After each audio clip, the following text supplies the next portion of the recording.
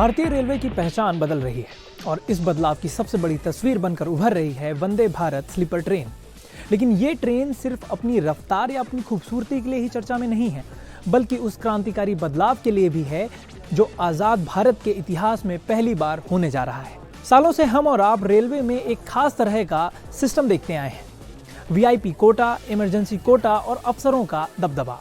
लेकिन वंदे भारत स्लीपर इन सबको इतिहास बनाने जा रही है। 125 करोड़ हिंदुस्तानियों के लिए ये खबर किसी बड़ी जीत से कम नहीं है, क्योंकि अब रेलवे की पटरियों पर कोई खास नहीं होगा, हर यात्री आम होगा और हर मुसाफिर को बराबरी का हक मिलेगा। रेलवे के गलियारों से जो बड़ी खबर निकलकर सामने आ रही है वो ये है कि वंदे भारत स्लीपर ट्रेन में किसी भी तरह का वीआईपी या इमरजेंसी कोटा अब नहीं होगा।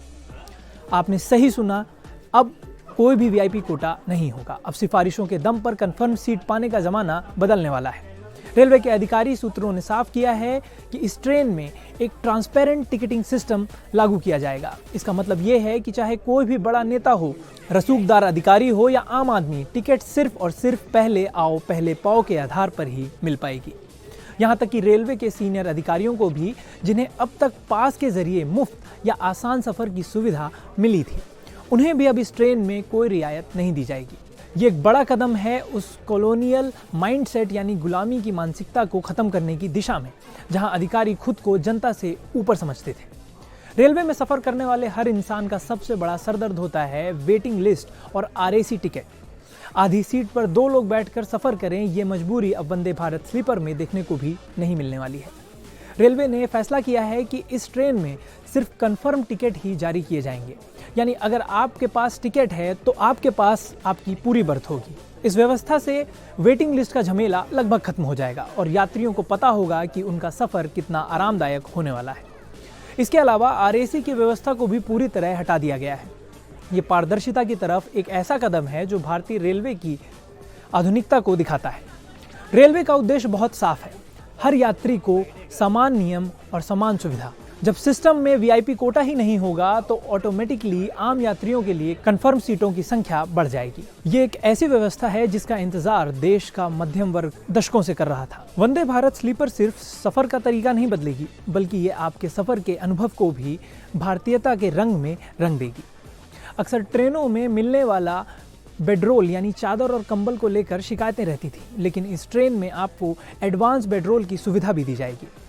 न सिर्फ ब्लैंकेट की क्वालिटी वर्ल्ड क्लास होगी, बल्कि उन पर साफ सुथरे कवर भी होंगे जो सामान्य ट्रेनों के मुकाबले कहीं बेहतर होंगे। इतना ही नहीं, जैसे ही आप ट्रेन में कदम रखेंगे आपको भारतीय सभ्यता और संस्कृति का स्पर्श महसूस होगा।